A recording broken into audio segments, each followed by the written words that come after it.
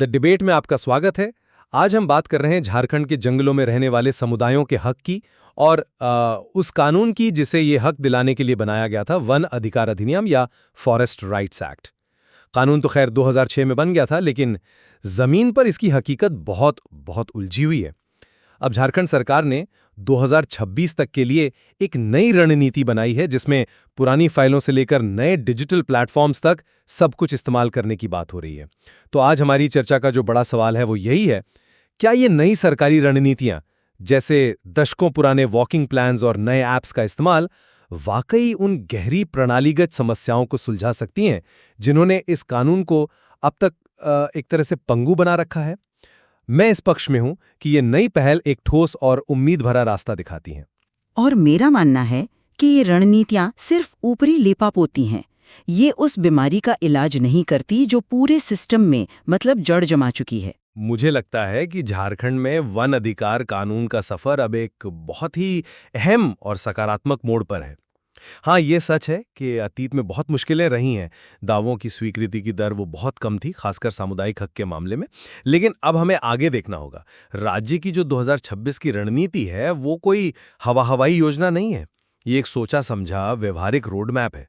इसकी सबसे दिलचस्प बात यह है 1950 के दशक के वन विभाग के दस्तावेजों का इस्तेमाल, जिन्हें वॉकिंग प्लान्स कहते हैं। इन्हें वॉकिंग प्लान्स इसलिए कहा जाता था क्योंकि उस जमाने में वन अधिकारी सचमुच पैदल चलकर जंगलों का सर्वे करते थे और हाथ से नक्शे बनाते थे। मतलब ये उस वक्त के सबसे सटीक रिकॉर्ड हैं। इन ऐतिहासिक नक्शों को आधार बनाकर सामुदायिक वन अधिकारों की पहचान करना एक बहुत ही नायाब तरीका है। और ये सिर्फ कागजों पर नहीं है। गुमला और पश्चिमी सिंहभूम जैसे जिलों में इस पर काम शुरू भी हो चुका है।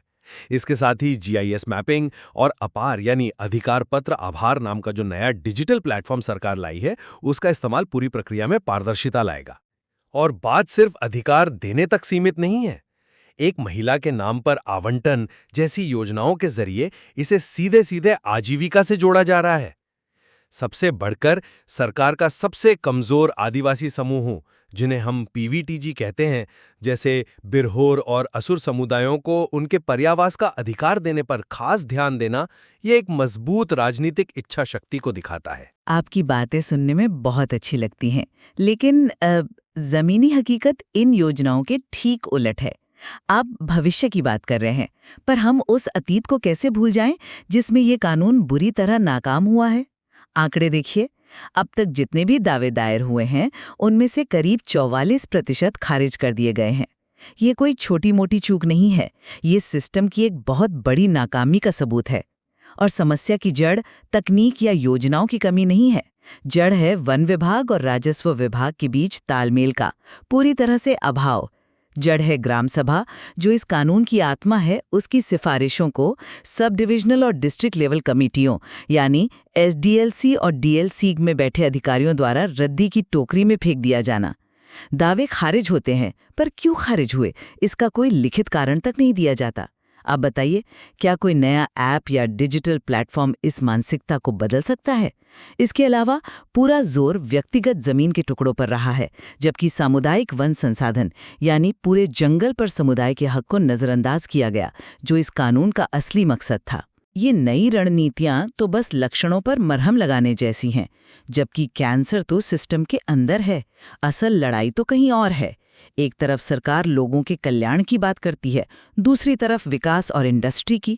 ये नई रणनीतियां इस असली टकराव पर तो बात ही नहीं करती। मैं आपकी निराशा समझता हूं, लेकिन यहीं पर तो तकनीक एक बड़ा बदलाव ला सकती है। आप जिस नौकरशाही की जड़ता और मनमानी की बात कर रही हैं, एपीएआर जैसा प्लेटफॉर्म उसी को तोड़ने के लिए है।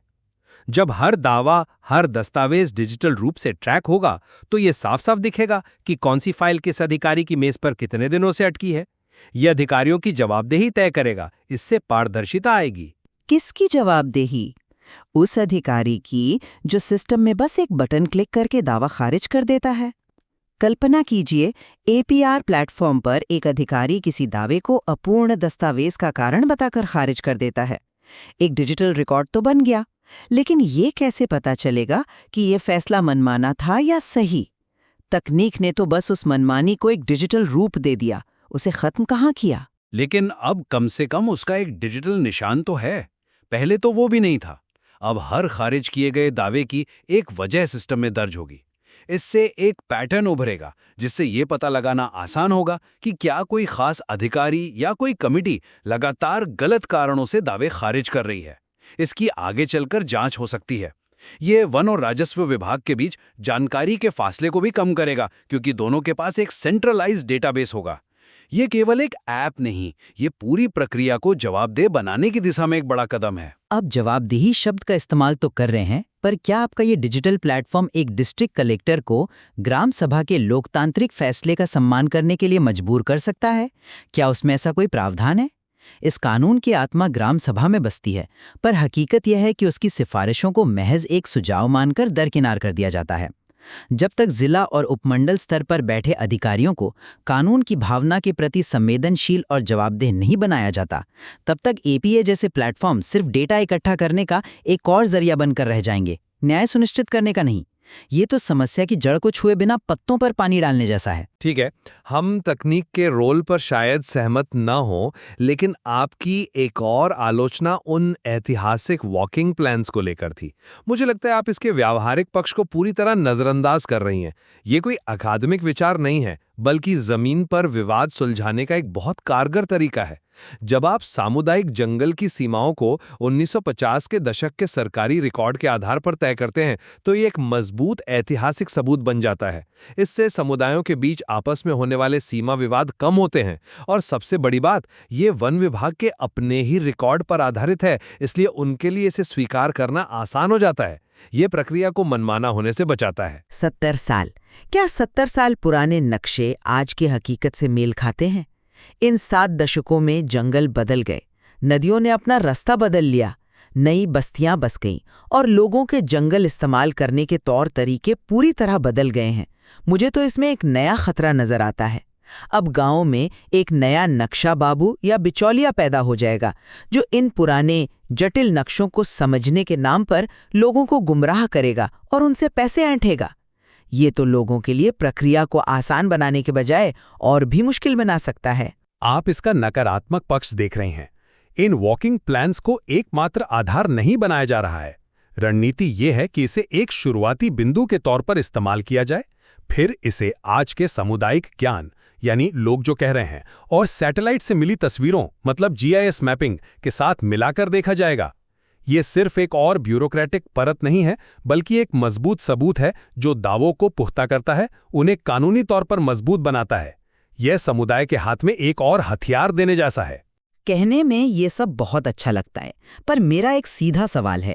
जब वन विभाग के 70 साल पुराने नक्शे और समुदाय के आज के ज्ञान में टकराव होगा, तो एसडीएलसी या डीएलसी में बैठा अधिकारी किसकी बात मानेगा? अपने विभाग के पुराने कागज की या गांव वालों की जुबानी बात की?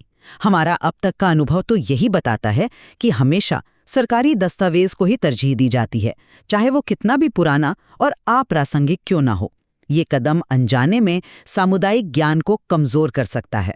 देखिए, ये सब आखिर में इच्छा शक्ति पर आकर टिकता है। क्या सरकार वाकई में ये अधिकार देना चाहती है या नहीं? और मुझे लगता है कि विशेष रूप से कमजोर जनजातीय समूहों, पीवीटीजीज को पर्यावास अधिकार यानी हैबिटेट राइट्स देने का जो समर्पित अभियान चल रहा है, वो इसी इच्छा शक्ति का सबसे बड़ा सबूत है। जब सरकार बिरहोर और असुर जैसे सबसे पिछड़े और हाशिए पर पड़े समुदायों तक पहुंचने की कोशिश करती है, तो ये एक साफ संदेश देता है कि इरादे नेक हैं।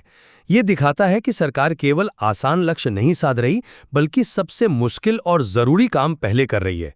ये सिर्फ दिखावा नहीं हो सकता। मैं मानती हूँ कि ये अभियान एक सराहनीय कदम है, लेकिन हमें इसे बड़े परिप्रेक्ष्य में देखना होगा। ये तो कुछ ऐसा हुआ कि घर में आग लगी हुई है और आप एक कमरे में नया पेंट कर रही हैं। पीवीटीजी अभियान अच्छा है, पर ये उस बड़ी आग को नहीं बुझाता जो 44% सामान्य दावों को पहले ही जलाकर राख कर चुकी है।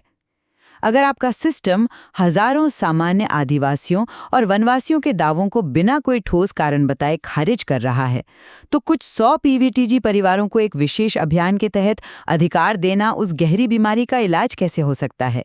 असली परीक्षा तो कुछ और है। कैसी परीक्षा? असली परीक्षा ये है कि आज जो अधिकार दिए जा रहे हैं, क्या वो 10 साल बाद भी टिक पाएंगे? जब उसी जंगल में कोई माइनिंग का प्रोजेक्ट आएगा या कोई फैक्ट्री लगाने की बात होगी, तब इन अधिकारों का क्या होगा? क्या सरकार इन अधिकारों को विकास परियोजनाओं के सामने सुरक्षित रख पाएगी? जब तक व्यवस्था के भीतर ये टकराव बना रहेगा कि जंगल लोगों के लिए हैं या मुनाफे के लिए, तब तक ऐसे अभियान सिर्फ अस्थायी राहत ही दे पाएंगे, स्थायी समाधान कभी नहीं। तो अब बहुत निराशावादी हो रही हैं।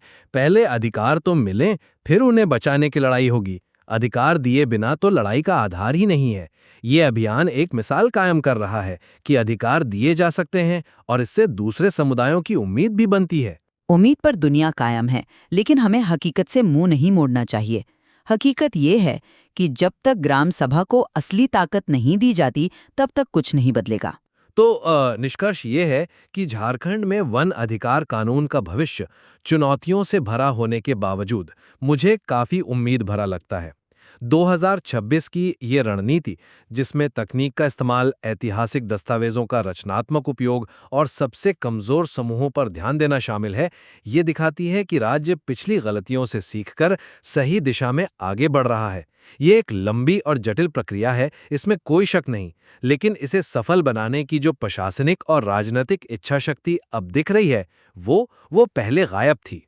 और मैं भी यही कहूंगी कि जब तक दावों के खारिज होने की इतनी ऊंची दर, ग्राम सभा के अधिकारों का हनन और विभागों के बीच की खींचतान जैसी बुनियादी समस्याओं को जड़ से नहीं सुलझाया जाता, तब तक कोई भी नई रणनीति महज एक सुंदर सपना बन के रह जाएगी।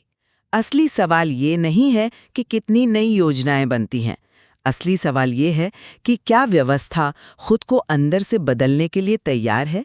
क्या जिला और उपमंडल की समितियां अपनी ताकत ग्राम सभा को सौंपने के लिए तैयार हैं? और अब तक के सबूत इस बारे में बहुत उत्साहजनक नहीं है। असली बदलाव रणनीतियों से नहीं, मानसिकता और शक्ति के समीकरण को बदलने से आएगा। ये तो साफ है कि झारखंड में वन अधिकार कानून का क्रियान्वयन एक बहुत ही अहम चौराहे पर खड़ा है। एक तरफ नई रणनीतियां और पहले हैं जो एक समाधान की तरफ बढ़ता हुआ कदम दिखाती हैं, तो दूसरी तरफ वो गहरी और पुरानी प्रणालीगत बाधाएं हैं जो एक गंभीर चुनौती बनी हुई हैं और जो ये दिखाती हैं कि इरादे और जमीनी हकीकत के बीच एक बहुत बड़ी खाई है। इस मुद्दे की पूरी जटिलता को समझने के लिए इन दोनों ही दृष्टिकोणों पर गौर करना जरूरी है और इस सामग्री में निश्चित रूप से और भी बहुत कुछ है जिस पर सोचा जा सकता है।